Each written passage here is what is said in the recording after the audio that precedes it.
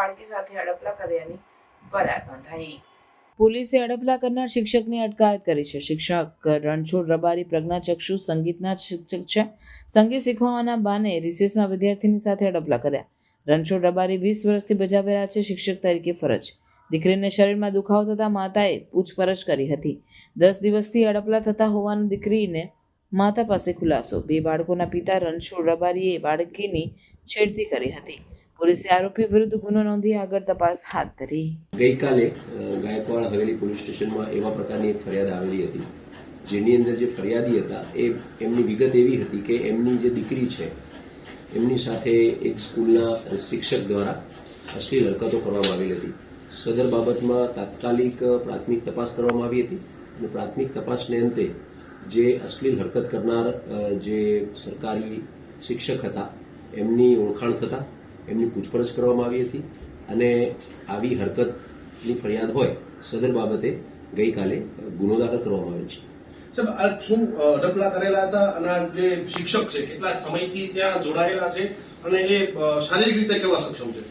આ જે શિક્ષક છે જે એમનું નામ છે રણછોડભાઈ સાદુલભાઈ રબારી, જે પ્રજ્ઞાચક્ષુ છે અને પોતે સંગીતના શિક્ષક છે એ સ્કૂલની અંદર.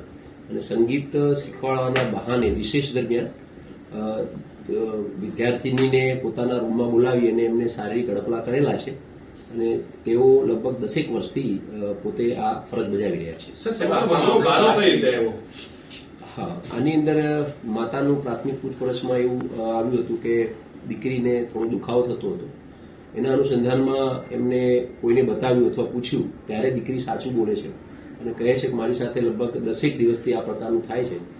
પછી માતાએ દીકરી સાથે અત્રે ફરિયાદ આપી હતી. સર, ફરિયાદ બાદ અન્ય કોઈ ભોગ બનનાર સામે આવ્યા હોય, અન્ય કોઈ વિદ્યાર્થીની સાથે આવું કર્યું હોય એવું કંઈ સામે આવ્યું છે કે? ગઈકાલે આપણે ફરિયાદ દાખલ કરેલ છે. ફરિયાદના અનુસંધાનમાં આગળની તપાસ ચાલુ છે. હજુ સુધી અન્ય કોઈ સાથે આવું થયેલું છે કે કેમ એવી ઘટના બહાર આવેલ નથી, પરંતુ એવી ઘટના બહાર આવશે ત્યારે એની પણ ઊંડાણપૂર્વક તપાસ થશે. આ બનાવની અંદર ગંભીર બનાવ છે, કડક સજા થઈ શકે એ માટે કઈ કલમો હેઠળ ગુનો નોંધવામાં આવેલો છે? પુરાવાની જો વાત કરવામાં આવે તો કેવા પ્રકારના પુરાવા કરવામાં? સદર ગુનાના અનુસંધાનમાં BNSS 2023ની જે નવી જોગવાઈઓ છે એના અનુસંધાનમાં 64 જે 376 જૂની છે એની જોગવાઈના અનુસંધાનમાં છે.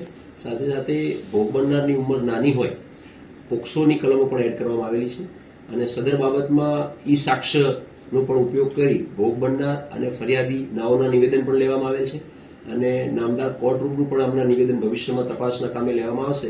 એટલે આરોપીને કડકમાં કડક સજા થાય તે માટેની તૈયારીઓ કરવામાં આવી છે.